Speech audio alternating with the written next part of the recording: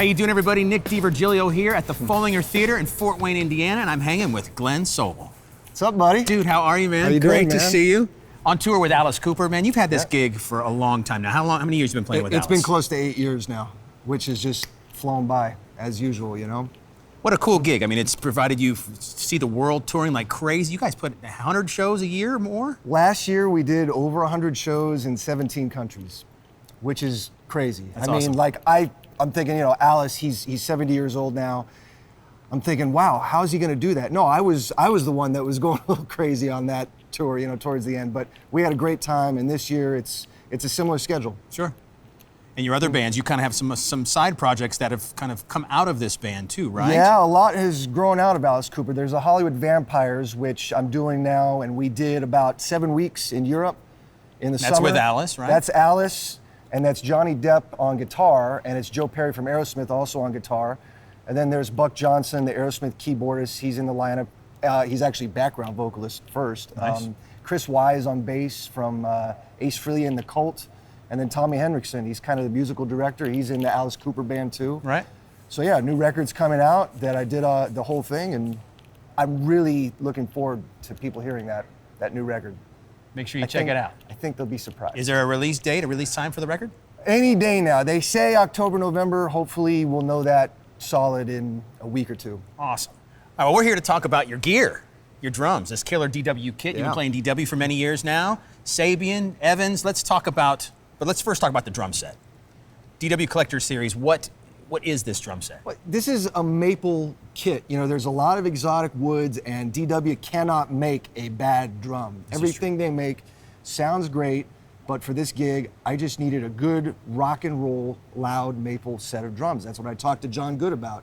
And he said, no problem, let's do it. And so that's what you have here. We've got the two 22-inch kicks, and I recently went to the one rack tom, although we've got the flying 10 up there, we call it. Nice. We need that spread of toms on this gig. Right. It has a lot of those dramatic fills in some of the songs, but I like going to that single rack tom, the ride cymbals here instead of here, and It's ergonomic. I mean, you got yeah, exactly, good word, yeah, and you got to change it up sometimes. Totally.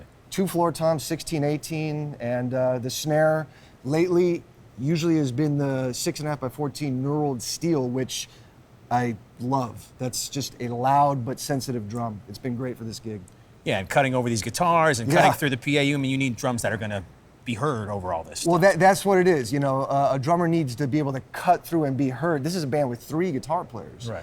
And we've got Alice singing, people are singing background vocals. There's a lot going on. So to cut through, you got to be able to project your sound. And so these are the drums that are making that happen for me. Now, did you get into picking sizes and depths and all that kind of stuff? Sure. Or do you like sort of typical sizes? What is that? Yeah, nothing too power tom-ish, you know, and nothing that was too shallow. Just something that's gonna kind of go both ways. Be able to cut, but have enough depth to it. And I was really trustworthy of John, and also my drum tech, Michael. He was heavily involved with the drums and the rack design. And between all that, I had a lot of trust that I was gonna get a good set of drums. Very cool. Got the leather hoops on the kick drums? You know, I Those are always awesome. forget to mention that. The leather hoops with Those are sexy, with the man. studs, yeah. I still have yet to put up a picture on social media. It's been a couple years at least with this drum set. I always forget, yeah. Thanks for reminding me. You have leather hoops on your kit, by the way, just so you know. Yeah, too cool. Now, how about this color? How did you come about this color? Well, it was striking. They call it One Guy Red, DW. There's one guy that had this, I guess, years ago, and that's how they came up with the name. But again, Michael, my drum tech, got involved and said, well, what do you think of these colors? And the red really it popped. Right. You know, and there's been a few different colors of kits I've done on this gig, but this was a nice change. It fits the vibe of the stage and all Totally. the stuff going on in Alice's show. That's cool. Yeah. And I hear the Alice Cooper on your kick drum head here is going to be sort of reflective. Yeah, there's all kinds of interesting things about this kit, like the logo that reflects, and Evans, you know, they make these heads, and they've been great. What do you like about Evans heads? What do you use on your kit here? Well, they've got such a variety of sounds. Right. Lately, and again, you got to change it up sometimes just to keep things fresh, but we've been doing, for the toms, it's been coated G2s, which is pretty standard. Right. Done the clear G2s as well. The bottoms have always been clear G1s. For the kick, it could be an E-Mad, it could be a G-Mad. There's a couple of different varieties on that, and it's good to change that up. You know, if you get just too much into one kind of head or one kind of crash or whatever, you can kind of get burnt out. Sure. And you change it up, all of a sudden you're playing fresh again. Yeah. The snare, it's been an ST, or they've also been doing an ST with a dot underneath, which is kind of a prototype right now. I'd kind of like them to put that out as a regular marketed product, hint. But listening? But the ST has been great for that snare. They also have a heavyweight drum head, which has been a really nice head for snares, for rock playing, heavy playing. But right now, that's what I'm using, that head combination. And you're a Sabian guy. You've been playing the Sabian for how many years now? I know it's been a long time. I think it's been 11, 12 years, the Sabian. Yeah. And I noticed you a lot of AAX and AA size. You need those are rock cymbals. You need cymbals that are going to cut through as well. What are you liking about those? They're rock cymbals, but they're not too thick. They have some give to them. They have some color to them. And I think, you know, a cymbal that has some give to it, it's going to last a lot longer. The ones that are just really hard to the touch, I think they're going to crack sooner if you're playing them really hard every night. So I love that the AAX and the stage crashes I like a lot. Right. Those are heavy cymbals. I've been doing 19s usually with those, and they just, you don't have to kill them to get them to resonate and fill up the space that you need. Yeah, exactly. And been using the Legacy Ride a lot. Now a Legacy Ride in Brilliant Finish, a 22, which has the wash, which has been important for this gig. It's that 70s thing. Right. You know, I looked at and listened to a lot of the 70s hits to try and determine a cymbal sound, but also thinking how we're modernizing this a little bit. A lot of classic rock acts, what they do is their songs, their classics, but on steroids a little bit. Right. They heavy it up. I mean, the guitar players are playing heavy. You look back at some of that classic footage, the cymbal stands were those single braced, like straight stands. That oh my gosh, it looked like the wind could knock it over, you know?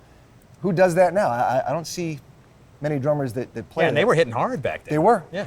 Yeah, the poor drum techs had to watch for falling cymbals every show.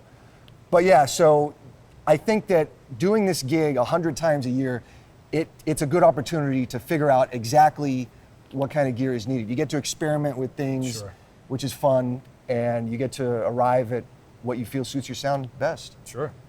Now, I was noticing, I sat behind your kit. You got a great Porter and Davies seat, one of the newer ones, and I love Porter and Davies. Those tones are fantastic. But you have two kick drums, but a double pedal. So you just blew my cover, man. Well, you just blew it.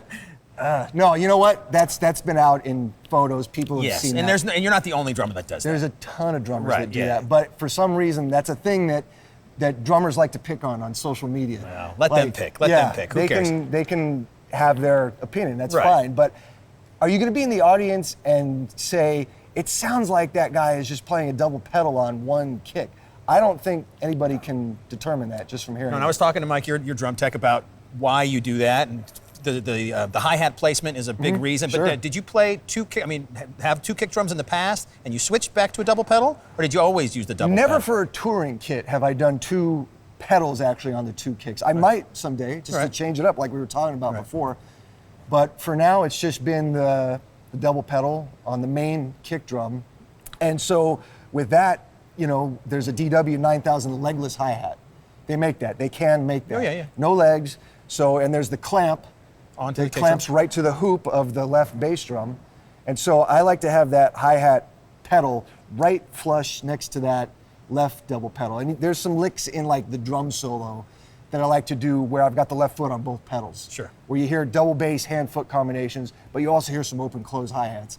There might be two drummers that notice that in the audience of 10,000 maybe. Right. But it's just certain things that I've kind of gone for the last few years, trying to figure out different patterns using that, because it's a unique idea, I thought. And you can't do that if you had two separate single pedals plus the hi-hat. You couldn't get them close enough. Yeah. It's a minor detail, but to me it's important. And you're the one playing the kit. You have to be comfortable with your stuff, right? So that's all good. So you have a Roland SPD pad up there. What are you triggering throughout the show? Just some samples, little bits and bobs throughout the show? Certain things that might be predictable, like an 808, but I like to think that I use it in very useful, tasteful places and not overdoing it. Okay. But that, and then there's the school bell that starts Schools Out at the end. That's kind of an important sample, and it's loud. Right. Yeah. And we'll figure out some other things to trigger with that. Nice. Yeah. All right, so the last thing let's talk about is this killer rack.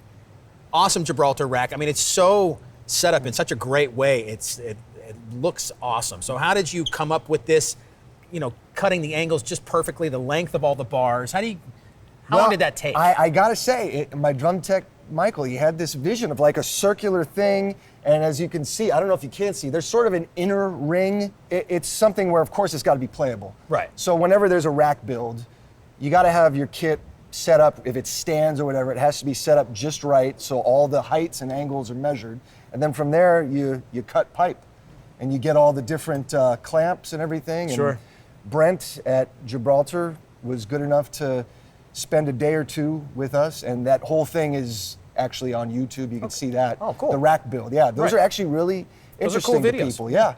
Yeah, and the pipe cutter is just this thing that you keep turning around the pipe until it cuts, and you use all the different clamps, and we kind of, I bogarted all the clamps on this kit. It seems like we used, is it 90, maybe something like that? It's a lot, which I agree is maybe a little indulgent, but it looks great. The end result is really eye-catching. Now, I was talking to Mike too. Breaking this apart is not that big of a deal. It comes off in sections and stuff, so he doesn't have to like put every bar together. Yeah, people look at racks and go, "Oh my God, what a nightmare to set up that must be." But no, it's not that bad. There's sections, components. Yeah. And obviously, this is not your typical. Everything's low. You don't see low. it. I mean, all the metal is down below. It's really cool. Yeah. Well, this is the kind of gig where you get to make a statement with your setup. Right. You know, if this was like a more straight-ahead rock gig, then it might be just a 5-piece kit, you know, one rack, 2 floors, which is fine. I've done that, and I enjoy that too. Sure. Yeah, whatever it takes. Changing it up. Nice. Well, Glenn, thanks so much, man, for allowing us to come on stage and talking about your drums. They look amazing. I can't wait to see the show again tonight. I'm really looking forward to it, man. You know, we've known each other since 1990. I was just going to say, I wasn't going to say the year. It's been a while, okay, man. yeah, that sounds like, you know, we've known each other since we're about 5 years old. Yes, so. yes, definitely. But we go back, yeah. And so it's really killer to see your career, how it's unfolded, and the success you've thanks. had, You man. as well, Nick. And you've been killing it on so many gigs. If you don't know if you've never heard Glenn play drums, I mean, just YouTube to your heart's content. This guy is just a monster player. So congratulations on everything, man. Thanks. Good luck with the rest of the gigs, the tour. It means a lot. And just thanks a lot for having us here. Good hanging. All right. All right. Thanks for watching, everybody.